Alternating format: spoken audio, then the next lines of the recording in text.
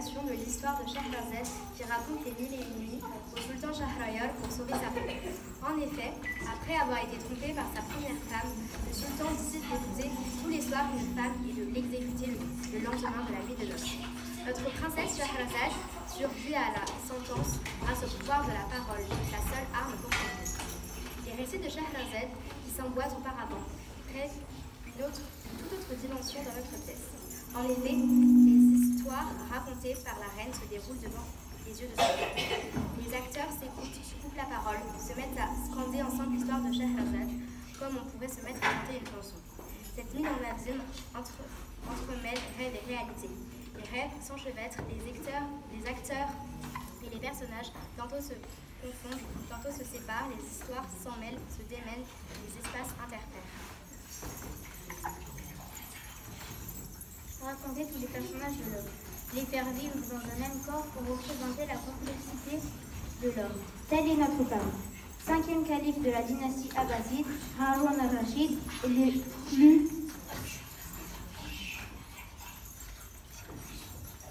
est le calife le plus connu des 1001 nuits. Il y paraît comme l'exemple du calife juste, bienveillant, pieux et bon.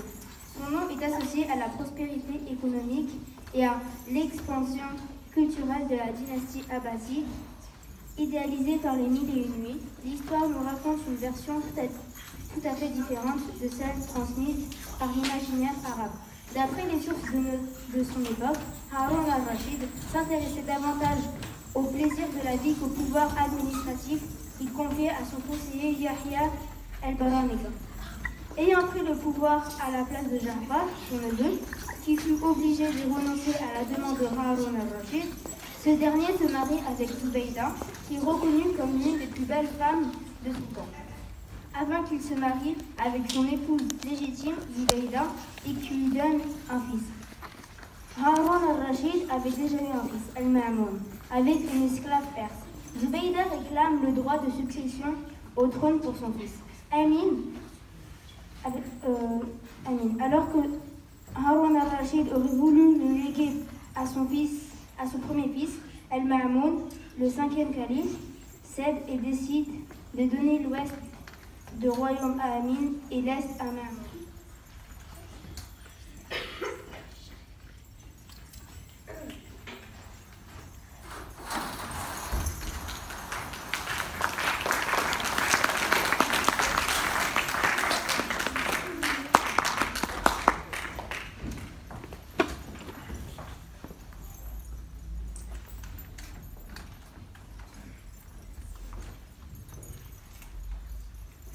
ذهب شهريار مع أعوانه إلى الصيد.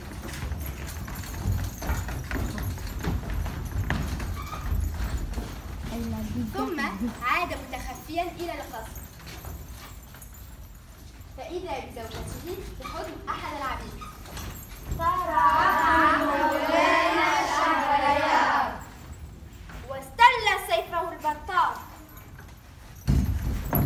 من يومها كل يوم يطلب مولانا الفتاة ويتزوجها ثم يقتلها عند الحج.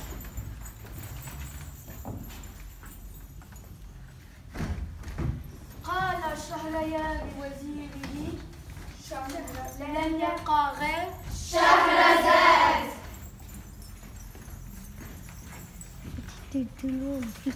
دخل شهريار على شهرزاد وهم بقتلها فقال له مولاي دعني أحكي لك حكاية. فقال لها احكي. وأدرك شهرزاد الصراع فسكتت عن الكلام المباح. فقال شهريار في نفسه والله لن أقتلها حتى أسمع بقية حديثها. ومرت الليلة 32 وولدت شهرزاد لابنها الأول.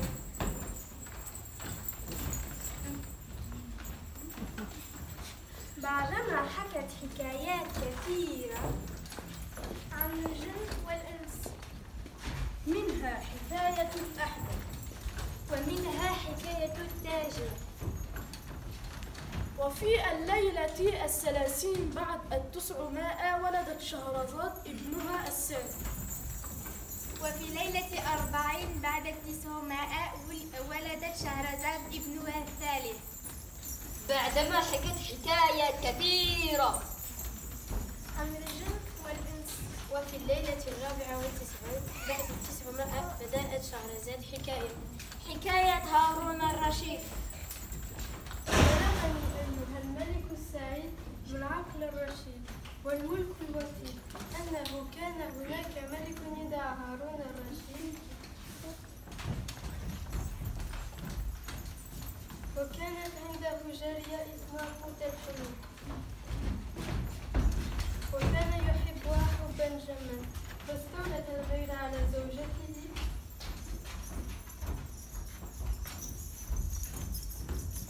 ودبرت لها حيلة فبنجتها ووضعتها في الصندوق ودفنتها.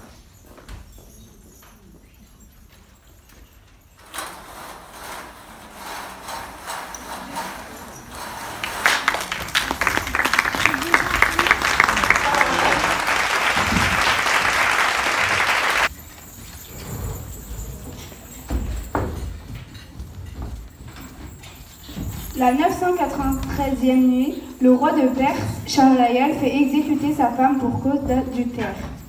Prétendant que toutes les femmes sont perfides, il décide d'épouser chaque jour une vierge qu'il fait exécuter au matin de la nuit de noces, pour se venger. Shahrazad, fille aînée du grand vizir, se porte alors volontaire pour faire cesser le massacre. Après son mariage, le soir venu, elle raconte une histoire palpitante au sultan sans la terminer. Son époux veut alors tellement connaître la suite qu'il lui laisse la vie sauve pour une journée de plus. Ce stratagème dure 1001 nuits pendant lesquelles Shahrazad raconte 1001 histoires. Sur le commerçant, le boiteux, le coiffeur et le teinturier, ils eurent alors 3 enfants.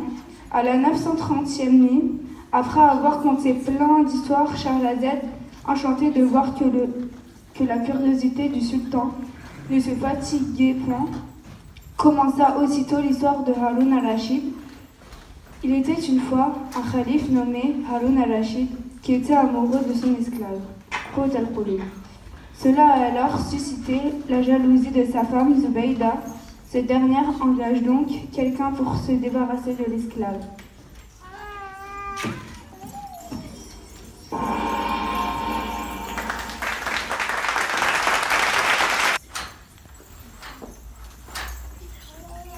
يا سادتي يا كرام تفضلوا ولا تترددوا، السهرة مسلية ومفيدة، فيها حكايات واقعية وفيها حكايات خيالية. سترون هارون الرشيد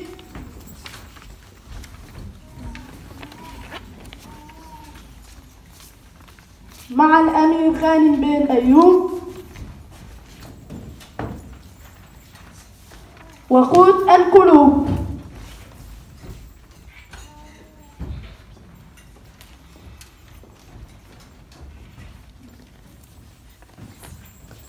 الحمد لله على خلاصي، لو رأوني لقتلوني، ولكن ليت شعري ما في هذا الصندوق التي تركوه، لا بد أنه مالا سرقوه ويأتون إليه ليأخذوه. ينبغي علي أن أدخل المغارة وأنظر ما في الصندوق. ما هذا؟ إنها غادة حسناء جميلة هيفاء، سبحان من يرزق بغير حساب. اللهم ارزقنا. بدر محياها فتان كأنها من الحور الحسان، ولكن ما أوصل هؤلاء العبيد إليها؟ لا بد لها من شأن. سبحان الذي خلق يا عين.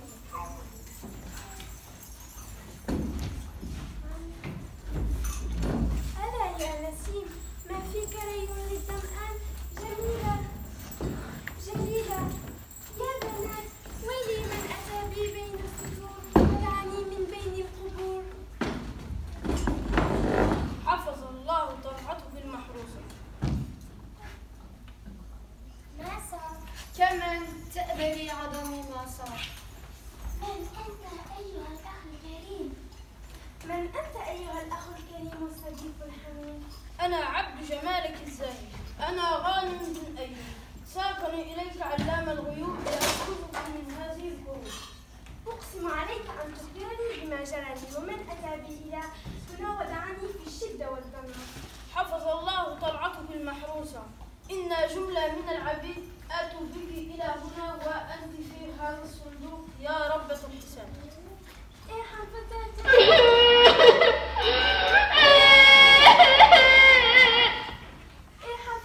زرهم مسيم وحبيها وقد خال الزمان عليها. من فعل بي هذا الفعل ازدادت بناتي واشتدت مصيبتي. يهون 100 قتيل من أجل عينيك، بدر محياها فتان كأنها من الحور الحسان، ولكن تحققي من حسن نيتي وخلاص طويتي وأوضحي لي حقيقة أمرك. ما هذا وقت إخبارك بقصتي؟ خذني إلى دارك وأخبرني بحقيقة الحال. العامة فولا إلى البيت تتركين سيد الرجال وتذهبين مع ولد مقطوع. يا روحي هذا غلام لا يعرف كيف يكسب لقمة العيش. ما هذا التهريج بالحظ رجال؟ من يرفع صوته؟ ألا تعرفني؟ سأرفع خيزرانتي إذا لم تلزم الأدب. يريد أن يعلمنا الأدب ليكن إذن العقل زينة الرجال يا أخوان.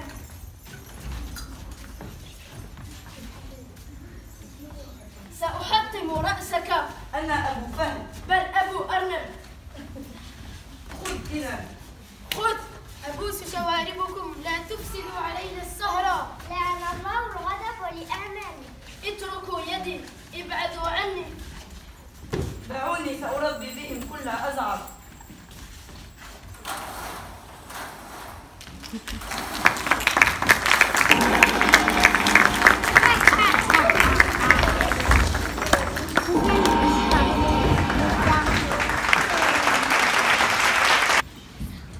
Le récit de Haroun al-Rachid et ses sujets. Dévoré par la jalousie, Zoubeida jette l'esclave dans un cercueil et l'éloigne du palais. Retrouvé par Ghanim, un jeune guerrier, Houd se lamente dans son sort. Jadis, elle était dans la soie et la voilà aujourd'hui couverte de silice. Elle prie alors le jeune homme de l'emmener chez elle. Les spectateurs s'étonnent de voir une femme de mœurs si légère.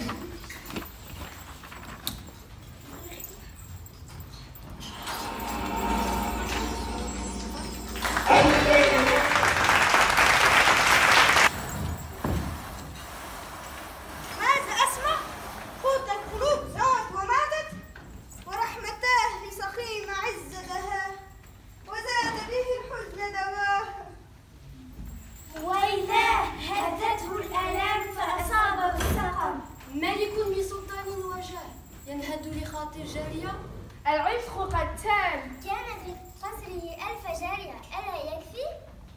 العام حداد عام من أجل جارية. وأسفاه وحرق قلباه يا جعفر، وقعنا في أعظم المصائب، وحلت بنا جميع النوائب.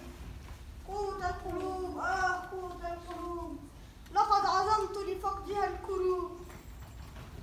يا ذا الجلال ومعدن الجود والأفضل، عامل مصر لم يغسل الخزنة، وابن سليمان يرتكب المظالم في البصرة، وأصحاب الحاجات يتزاحمون على باب الديوان منذ خروجك للصيف والسروال.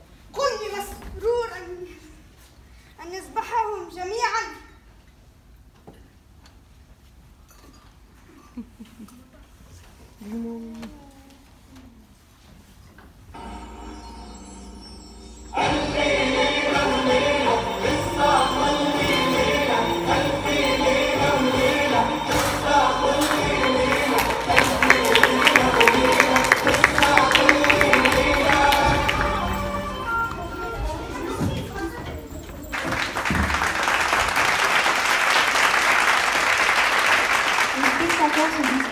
Les faveurs de l'esclave comptent, mais seul Ghanim arrive à attirer son attention.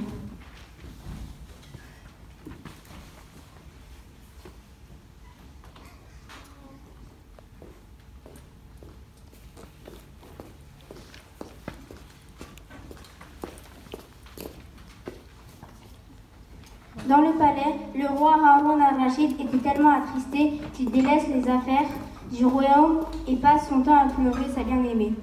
Son vizir lui rappelle alors les affaires de l'État, la dégradation de l'administration, des comptes et des domaines privés, ainsi que des revenus fiscaux. Le calife ordonne alors de tuer tous ceux qui ont en la charge. Le calife surprend ses esclaves en train de raconter ses manigances, les manigances de sa femme Zubayda.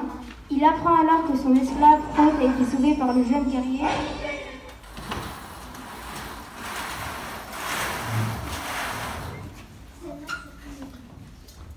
أظن أن مولانا ليس له علم بما جرى حتى يحزن على قبر الخال ليس فيه إلا خشب مصنوعة وبيد العجوز الموضوعة. وأي شيء أصاب قوت القلوب؟ أرسلت سيدة زبيدة من يبلجها وفي الصندوق وضعها ثم أعطتها لجملة من العبيد فذهبوا بها إلى محل بعيد. وعلى ما بلغني أخذها شاب من بلاد الشام يدعى غانم بن أيوب. إذا لم تمت قوت القلوب لا ستبكي لك الأيام ما كنت جاهلا ويأتيك بالأخبار من لم تخفف. ويأتيك بالأخبار من لم تزود. ألم تمت قوت القلوب؟ سلامتها من الموت يا مولاي. ابعثا إلي فورا بجعفر ومسرور.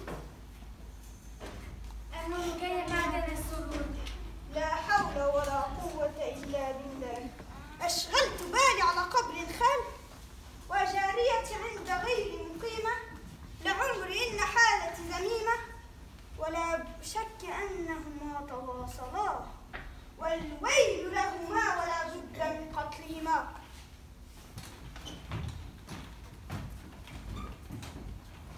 علمت يا جعفر الخبر يقين. علمت ما جرى لقوت القلوب وظهر ما دبرته تلك المرأة الغادرة إذا فعلت بجارية ما فعلت وقالت إنها دفنت.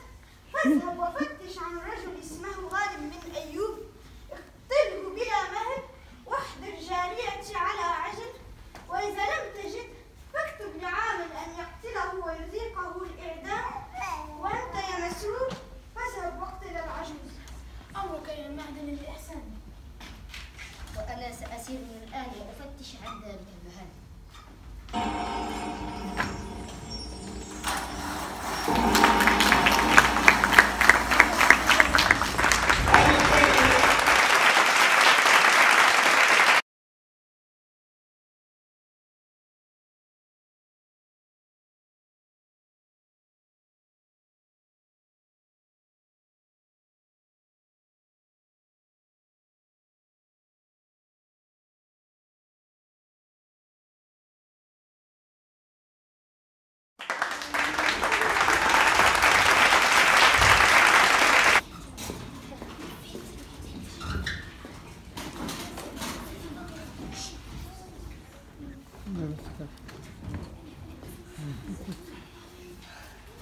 Le calife surprend ses esclaves en train de raconter les manigances de sa femme Zubayda.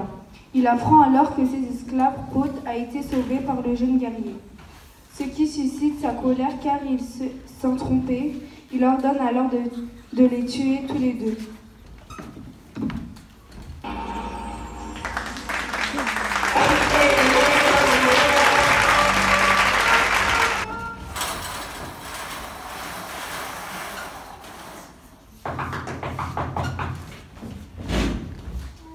أهلا بصديقي وأخي عبد الرحمن. لا الفرار والهرب من هذه الديار. جعفر ومسرور وجملة من العسكر يفتشون عليك ويريدون قتلك والقبض على قوت خلابة القلوب. فاسرع يا صديقي للهروب. سنمضي كلنا في الحال. هب لنا إذا الذهاب. سنمضي كلنا في الحال. اصبري مهلا يا فؤادي. إمنح لنا إذا الذهاب. اصبروا على الولهان. أمان. سير بنا إذا في الحال. وقتنا هنا قد طار.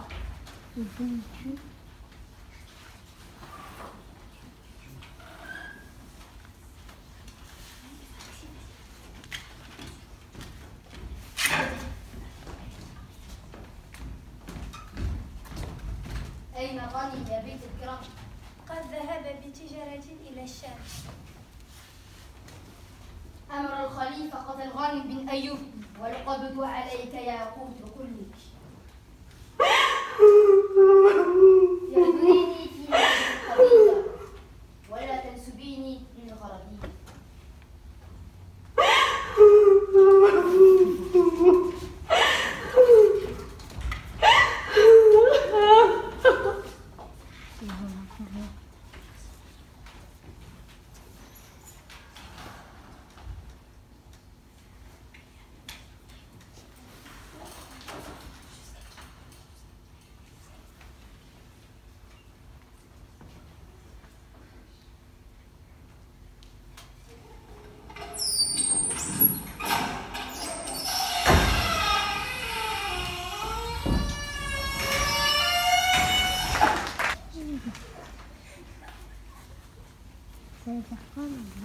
قد جرى زمان علي ورماني في السجن والهوان، ثقلوني بالقيود والأغلال، فوقعت في نكال فآه وحزنا. بعدما كنت أنام فوق فراش تحت مستور، صرت أنام في السجن فوق التراب والصخور.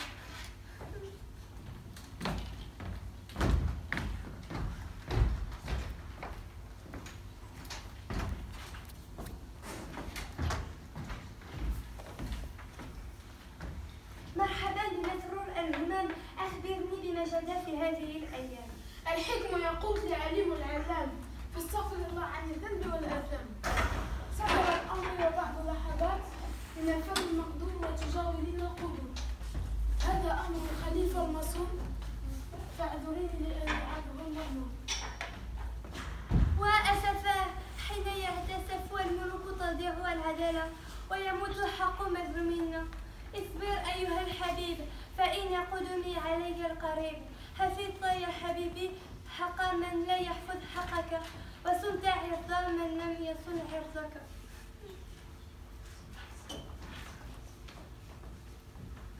من هو الذي صان عرضي ولم أصن عرضه ليفوض القلوب؟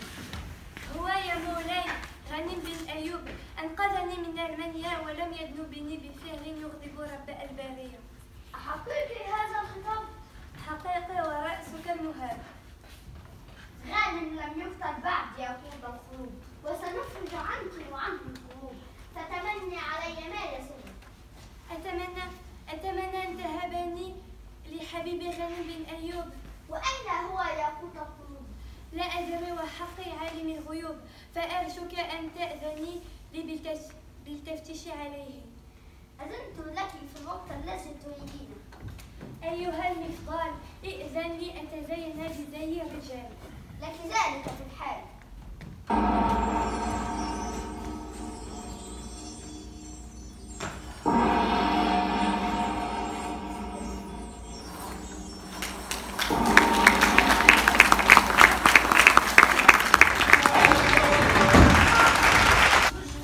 Ayant été averti de cette condamnation, Ghanim s'enfuit en laissant Qut al-Qulub. Dès son départ, cette dernière a été capturée par les soldats du calife. Alors que le bourreau était sur le point de la tuer, le roi arrive déguisé et entend les confessions de Qut, qui jure n'avoir rien fait du mal et être resté fidèle au calife.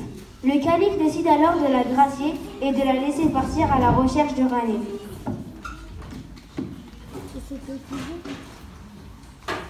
Le roi est déguisé.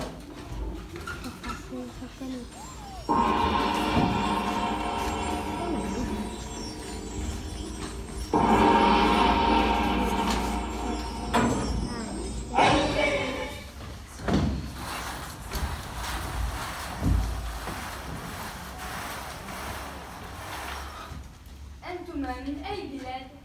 نحن يا مولاي من بلاد الشام، فجارت علينا الأيام. كان لي ولد وحيد فخاب وطال عني بعيده.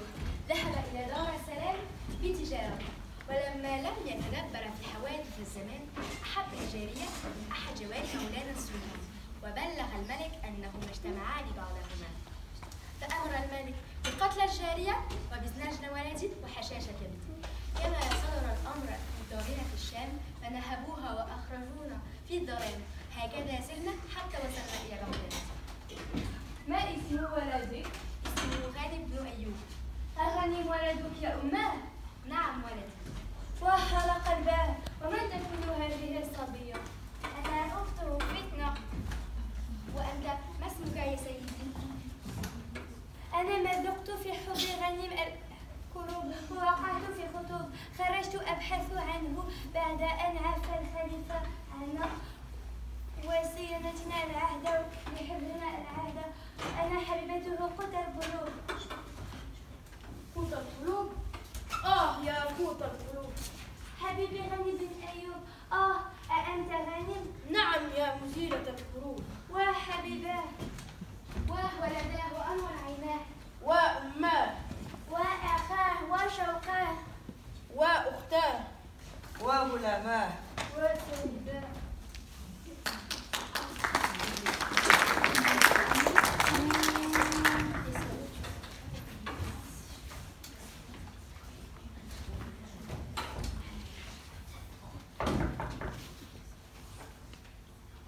أبشرك يا حبيبي بعفو ملك عنا وقد وهبني إليك، وكنت أفتش عنك عندما التقيت في هذا المكان بأمك وأختك.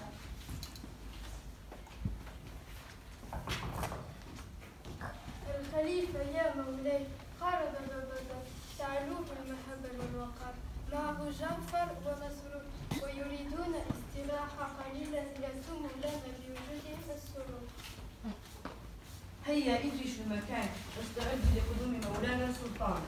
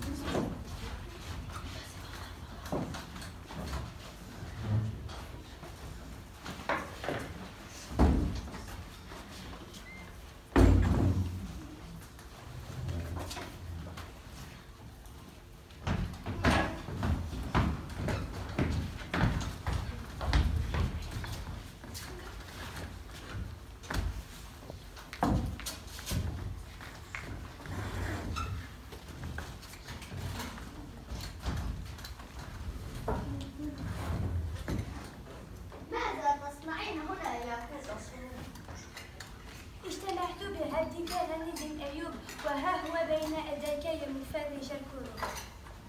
أسأنا إليك يا غانم ولما بلغنا صدقك وهبناك قوت القلوب سأعوض عليك ما نهبوه منك في الشام وسأأمر بالتفتيش عن أمك وأختك بكل إجزام. اجتمعنا هنا يا ملك الزمان، هذه أختي وهذه أمي. هذا اجتماع غريب وأمره مثير عجيب. حيث كان الاجتماع عندي يا زين الأوصاف وأتمنى أن يتم هنا الزفاف. لك ذلك.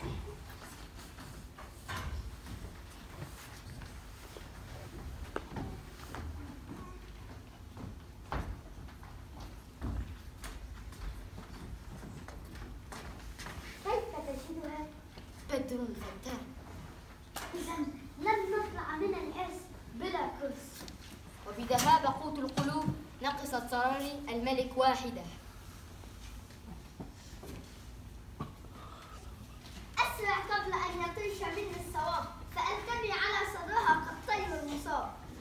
لا قدر الله أيها الملك الهنان، سأطلبها بالعجل. يا غانم مولانا أعطاك قوت القلوب وأزال عنك الكروب، فقابله بالامتنان وقدم له هدية. أختك فتنة وقد وقعت لديه موضع الاستحسان. هي جارية تهدى مني إليه وأنا وأمي وأختي خدم بين يدي. غانم أنا جارية؟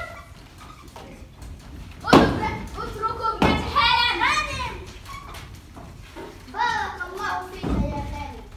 افتح له الخزائن يا جعفر واخلوه بالذهب والمرجان. غانم أنا ربيتك على هذا الحال. وهكذا تنتهي الحكاية يا سادة يا كرام.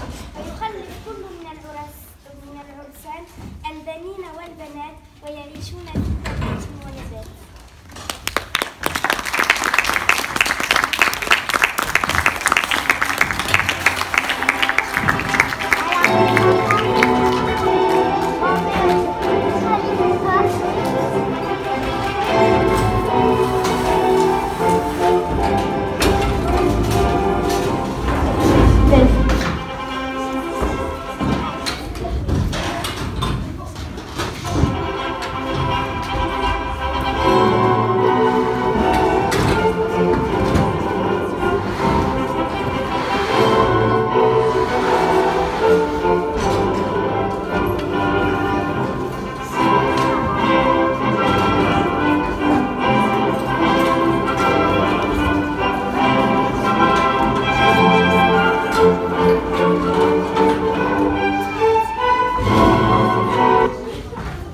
Déguisé en homme, Qut al-Qulub tombe par hasard sur Ghanim ainsi que sa mère et sa sœur.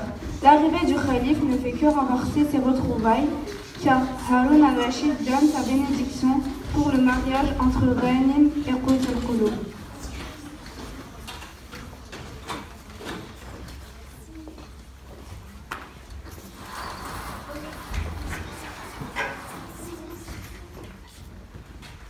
Dans le rôle de Shahrazad, nous avons Zainab.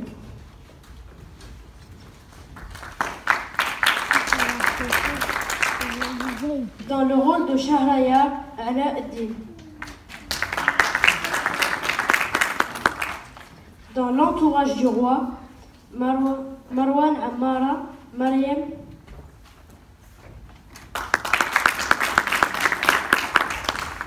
Aisha, Lina, Soukaina, Yasmine, Abdelhamid, Aizat,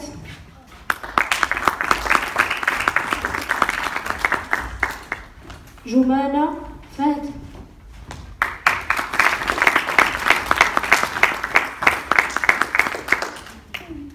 Salma, Ala-Din,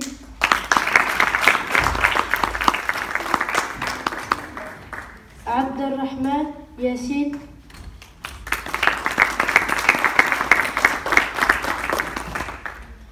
Zainab, Sarah,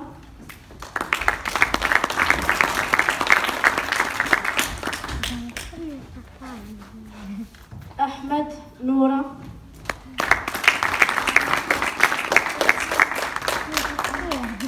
et moi-même.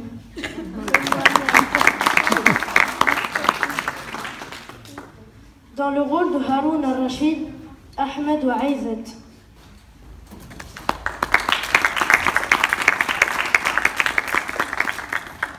Dans le rôle de Qut al-Qulub, Soukaina wa Noura.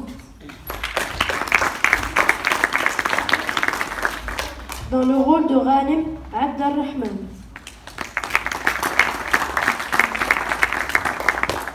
Dans le rôle de la femme de Haroun al-Rachid, Yasmine. Dans le rôle de Ja'far, Marwan Watir. Dans le rôle de Abu Hard, Nabil. Dans le rôle de Abu Fahd, Ala-Din. Dans le rôle de Zahra, Joumana.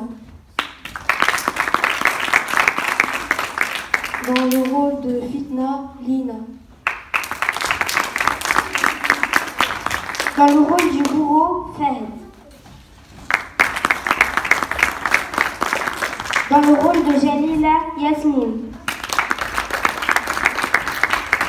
Dans le rôle de Jamila, Aisha. Dans le rôle des huissiers, Abdelhamid et moi-même.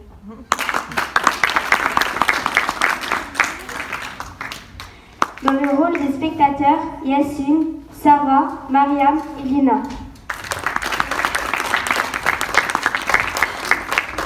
Dans le rôle des gardes du corps, Marwan Wafiq, Marwan Ammara, Nabil, Abdelhamid et Yassine. J'espère que vous avez passé une bonne soirée en notre compagnie.